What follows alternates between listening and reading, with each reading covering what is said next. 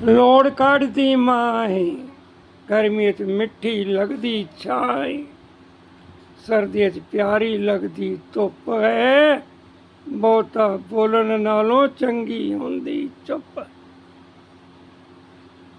ਲੋੜ ਕੱਢਦੀ ਮਾਂ ਏ, ਲੋੜ ਕੱਢਦੀ ਮਾਂ ਹੈ, ਗਰਮੀਆਂ 'ਚ ਮਿੱਠੀ ਲੱਗਦੀ ਛਾਂ ਏ, ਸਰਦੀਆਂ 'ਚ ਪਿਆਰੀ ਲੱਗਦੀ ਧੁੱਪ ਹੈ, ਤੇ ਬਹੁਤਾ ਬੋਲਣ ਨਾਲੋਂ ਚੰਗੀ ਹੁੰਦੀ ਚੁੱਪ ਹੈ।